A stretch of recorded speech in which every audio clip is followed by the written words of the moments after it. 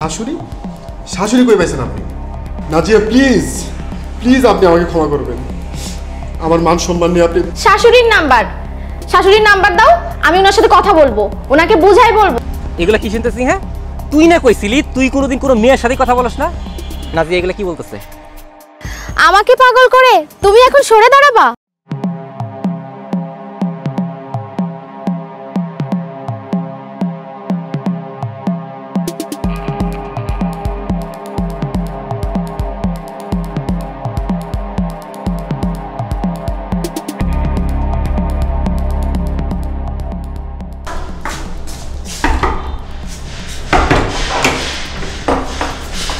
আরে নাজিয়া আপনি এখানে?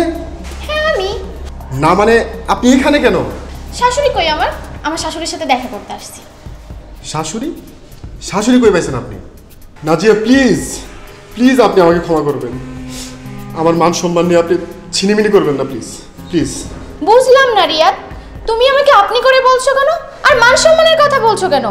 আমাকে বিয়ে করলে তোমার মান সম্মান আরো বেড়ে যাবে। কোনো মেয়ে তোমাকে ডিস্টার্ব করবে না সোনা। নাজিয়া নাজিয়া প্লিজ প্লিজ আপনি জানতো প্লিজ। শাশুড়ি কই? আমি শাশুড়ির সাথে না দেখা করে যাব? আস্তে শাশুড়ি আম্মা!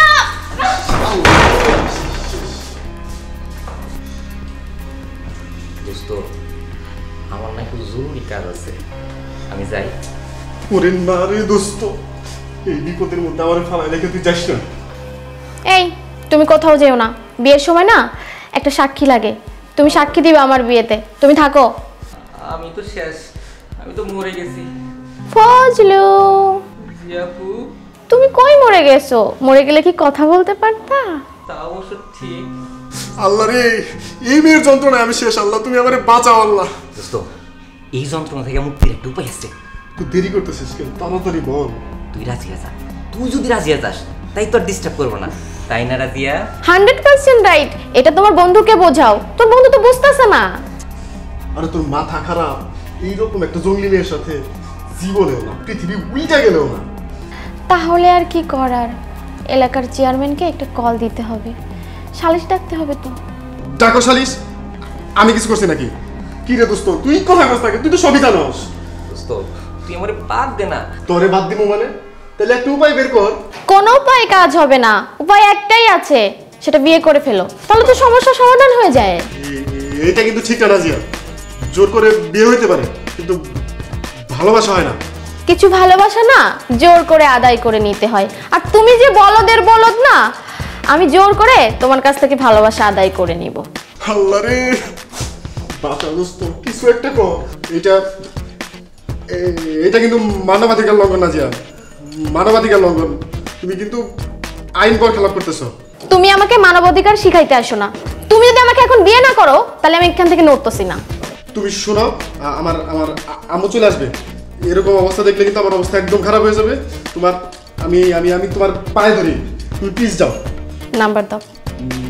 নাম্বার? কার নাম্বার? কিসের নাম্বার? শাশুড়ির নাম্বার দাও, আমি ওনার সাথে কথা বলবো, ওনাকে বুঝাই বলবো যে আমি তোমাকে বিয়ে করতে চাই।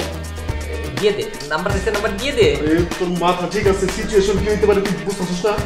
দোস্ত আমার মাথায় কিন্তু একটু কাজ করতেছে না। তুই আমাকে বাঁচা। দোস্ত তোর বাঁচানোর জন্যই তো কইতেছি, নাম্বারটা দিয়ে দে আর মিউচুয়াল কর, তাই তো সব ঠিক হয়ে যায়। আরে কেমনি মিউচুয়াল করবো? তোর মাথা ঠিক আছে? আমি হালাই ফেলবো আমার। দোস্ত এই যদি কইতেছি ভালো বলে তাড়াতাড়ি এখান থেকে মিউচুয়াল করে ওরা সরাই দে, তাই তো ঠিক হয়ে যায়। বুঝছ না কেন? তাহলে কর, তাড়াতাড়ি কর, কেমনে ভাঙানো যায় তাড়াতাড়ি কর। এই ফিসফিসে কি বলতেছো? মিউচুয়ালের কথা বলতেছি, তাই না দোস্ত? ও মিউচুয়াল করলে তো ঝগড়া করা লাগে না, আর চেয়ারম্যানকে কলও দিব না। আচ্ছা তোমার ফ্রেন্ডকে বোঝাও। হ্যাঁ তাহলে নাজিয়া বাবু কথা তো হয়েই গেল। বিকেলে দেখা করো, আমরা মিউচুয়াল করি। মিউচুয়াল বুঝি না, আমি বিয়ে করেই যাব এখান থেকে, আর তোমার মার সাথে দেখা করে যাব। আরে বাবু তুমি টেনশন নিও না, বিকেলে তো আমরা দেখা করতেছি। আর এসব কি হুট করে হয়? বিকেলে দেখা করি, ওখানে আমরা সব ঠিক করে ফেলবো। শোনো, আমার সিদ্ধান্ত না অদল বদল করলে কিন্তু আমি তোমাকে ছেড়ে কথা বলবো না। কিচ্ছু হবে না, তুমি একটু টেনশন নিও না। আসো, ওঠো। খাওয়াইলে না কিছু, তোমার বাসা। আরে বাইরে খাবো। না তুমি। আরে বাইরে খাবো, আসো তো। প্রথমবারের মতো এই আসো। দোস্ত ওঠ। আসো আসো, বাইরে খাবো। বাসায় কি খাবো? রেস্টুরেন্টে খাবো আমরা। চল চল চল। দোস্ত নাজিয়ার অত্যাচার কিন্তু দিন দিন বেড়েই চলতেছে। আমার মনে হয় ওর জ্বালায় আর এই এলাকায় থাকা সম্ভব না। তাই বলে নিজের এলাকা থেকে চলে যাবি? আর কি করবো, আমি তো আর কোনো রাস্তা দেখতেছি না।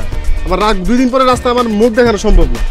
তাহলে এক কাজ কর, তাড়াতাড়ি এই এলাকা থেকে কেটে পড়। সেটাই করা লাগবে। কেটে পড়বো মানে? তুমি হলো 1 নম্বর আসামি। দাও, আমি এখনই 999 কল দিচ্ছি। আরে মানে তুমি ফোনটা রাখো, ফোনটা রাখো। আরে তুমি এটা কি করতেছো? ফোনটা রাখো।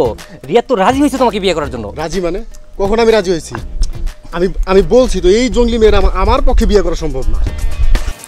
কেন জনাব? যখন আমার জন্য রাস্তায় দাঁড়িয়ে থাকতে, গুনগুন করে গান গাইতে, তখন কিছু হতো না, এখন শব্দ সমান। কিরে রিয়া, এগুলা কি শুনতেছি? হ্যাঁ, তুই না কইছিলি তুই কোনোদিন কোনো মেয়ের সাথে কথা বলস না? নাজিয়া এগুলা কি বলতেছে? নাজিয়া ঠিকই বলতেছে। তোর ফ্রেন্ডকে জিজ্ঞেস করো, সে কোনোদিন কোনো মেয়ের সাথে কথা বলছে কিনা। বন্ধু তুই চুপ করে থাকিস না, কিছু একটা বল। আহা, এরকম কিছুই না। আমি জাস্ট একদিন রাস্তার ধারে বসে গান গাইছি। আর গান তো আমি গাইতেই পারি, তাই না? গান গাইলে তেমন কি হয়? তাতে যদি সে আমার উপরে প্রেমে পড়ে যায়, আমার কি করার আছে? তুই কো তারে বোঝা। হ, গান তো যে কেউ গাইতেই পারে, এতে কি প্রেম হয়ে যায় নাকি? নাজিয়া, তুমি কিন্তু রীতিমতো আমার বন্ধুর উপরে অন্যায় করতেছো। আরে তোর বন্ধুরে জিগাও না, আমাকে দেখি কি গান গাইছিল। কি এমন গান গাইছিলি যে মেয়েটা তোর গান শুনে পাগল হয়ে গেল? নাজিয়া, যা হয়েছে হয়েছে, তুমি এবার আমারে মাফ করো প্লিজ। প্লিজ নাজিয়া। আমাকে পাগল করে তুমি এখন সরে দাঁড়াবা? তা তো হবে না। কি এমন কুসুর গান গাইলি যে মেয়েটা পাগল হয়ে গেল? এই হোয়াট ইজ মে? কে মেয়ে? আমি নাজিয়া। আর কি কচুর গান গাইছে? ওটা কচুর গান ছিল না, ওটা রোমান্টিক গান ছিল। দোস্ত, আমার একদমই ভালো লাগতেছে না, আমি গেলাম।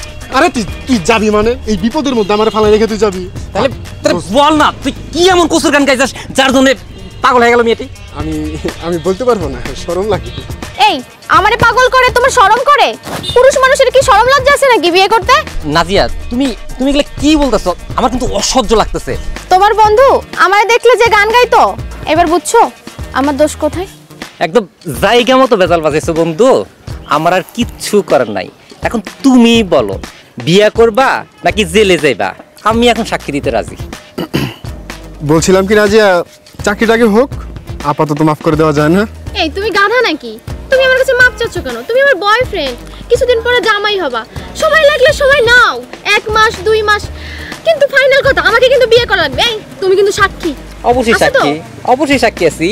এখন তুই বন্ধু যেখানেই যাস, আমি কিন্তু তোর ধইরাই না ওর সাথে বিয়ে দেবো, ঠিক আছে? ওকে বাবা, ওকে। দেখলো? আর ফাইনালি একটা কথা হচ্ছে, এরকম জামাই পাগল বউই আমার দরকার। বাহ।